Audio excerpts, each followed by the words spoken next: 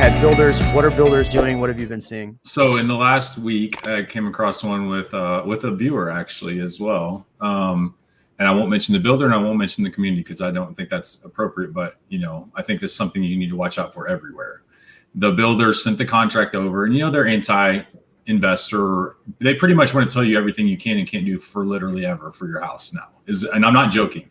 So they had a contract sent to my client that said, the contract said, you cannot rent your house out to anyone within 2 years of purchase. And if you do, they can essentially take the home back. And it's like, there's no legal precedent to this at all. Maybe like, okay, a contract's a contract. I get it. But a contract is only valid to an extent that, you write it and it's agreed upon by both parties. But if one of them challenges later on with a lawyer and there's no precedent, it can be an absolute mess.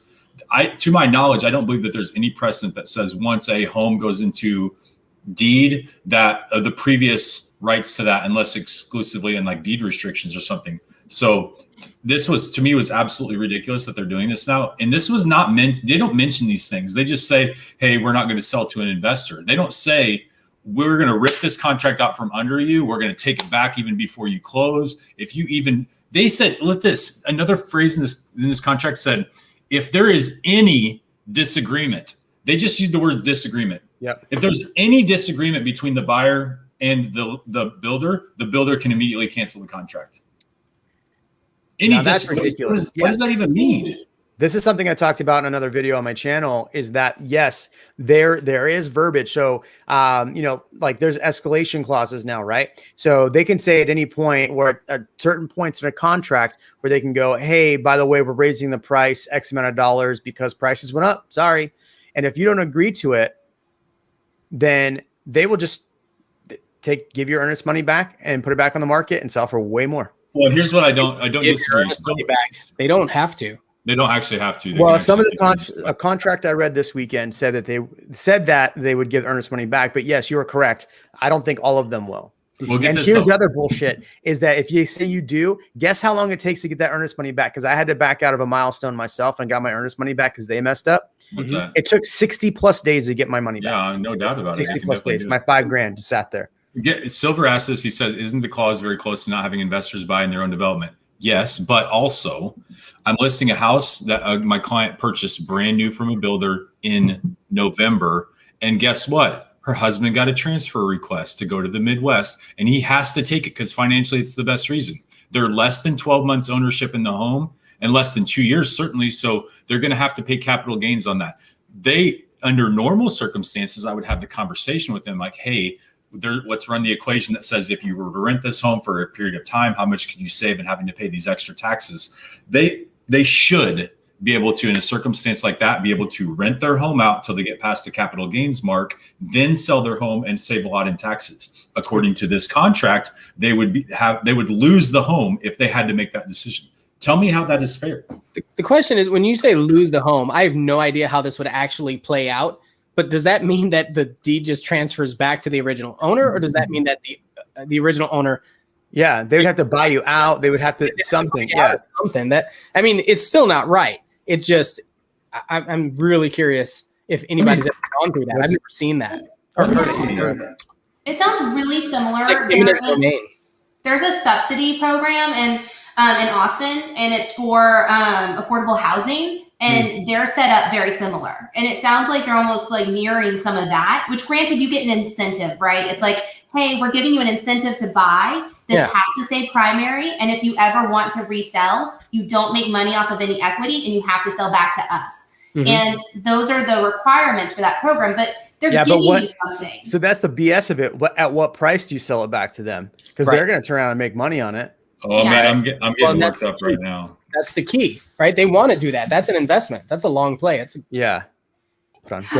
going to say, to hit on something else that Kevin was talking about with the fees and with like, hey, we're going to give you a $7,000 credit, but hit you with like 6,000 in discount points to pay for that. Another thing that was really common I was seeing in builder contracts is they would put a percentage or put a really high number in there, but then they have only up to the amount of closing costs. So this full amount may not be used. So I was seeing where they made it look like they were giving you a lot of money, but they really weren't, because your fees would never go up that high, or that percentage would never go up that high. So it looked like you were getting more than you were actually getting. Right.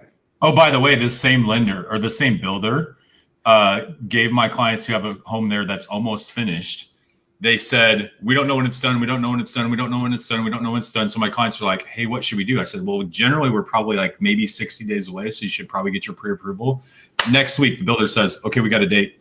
And then in this week, that was only a week ago. This week he says, hey, what's the deal? Are these guys going to close or not? Because they're using an external lender. He's like, if they don't close by the closing date, we're going to charge them $250 a day. Mm-hmm. Yeah, I'd rather get charged $250 a day than to have them just take it and sell it to somebody else. But then they got an email later that day that said, oh, guess what? We're having an issue with the supplier. We may not close. Do you mind if we move the closing date out now? Yeah, the builders can extend it, but they make it's exactly. Yeah. Bro, I'm so right now. I had that problem with Lennar. Sorry. I had that problem with Lennar in like January, February, where January, February, where we were about to close, and then they need to push out. We had that snowpocalypse thing, but they were like pushing the client to close sooner. And then, snowpocalypse, which, I mean, what are you gonna do about snowpocalypse? Right. But then it got pushed even further and further, and it was a real headache. I don't think you were on that one. Oh, they were cash. And this is a good point, Silverman. You have some good comments every now and then, sir. Also, with building materials, they can switch out any material for anything cheaper. And if you don't agree, they can cancel your contract 100%. I just had this happen with Coventry Homes. Yep. I don't have any ill will or anything bad to say about Coventry Homes, but they sent my client a thing saying we're changing this insulation thing from RF whatever to this. And it was a lower quality product. And they stated in the contract, they said they may have to, but they didn't say they were doing that. But should we have issues getting materials, this is what we'll do. And my client's like, do I sign this? And I basically said, do you want to rock the boat over it? Because it's a difference between you losing a house. And right now you've got about $120,000 in equity in this house. Yep. Is it worth it? And so, that sucks. I don't want to say that ever, but it sucks to be in a scenario in this time where it's like, all right, you have to give builders a little leeway, or otherwise it's going to cost your client hundreds of thousands of dollars. Okay, so my clients wanted to, normally you do what? You pick your lot, you pick your plan, you pick your elevation, then you put down an earnest money deposit. Then you go to a design center appointment where you choose your structural finishes, your structural options, and your finishes, okay? And then you pay half of that in a deposit, because rightfully so, if you choose finishes and then you can't close on the house and the builder has to resell that to somebody else, those were your finishes that you chose, not the builder. In this case now, this particular builder, and I think many of them are doing this now, they chose, it was a $450,000 house. They chose $50,000 in upgrades, then charged my clients half of that in earnest money on finishes that they don't even get to choose, when really it's just a $500,000 spec build that should still have a $3,000 earnest money deposit. But no, now the earnest money goes straight to $28,000, and they didn't even get to choose any of those finishes. And also told me at the same time, hey, we're not paying you the general. We can't discuss and negotiate commissions like with everybody else, but there's generally kind of a range that we're usually paid. And now the builder's like, by the way, we're not going to even pay you what normally you would be getting paid in this. Yeah, it's about a third 30% less. Yeah, a third less is basically what they're offering. And so, which is actually good. I actually sent this earlier to Joel here. I actually sent him a screenshot of somebody commented on my channel that the builder, and it's the builder that he's working with, told the buyer today, or they posted it on my channel today, that they were like, hey, we're offering your realtor, if you're going to put a bid, we're offering your realtor this, you have to pay them the other 1%.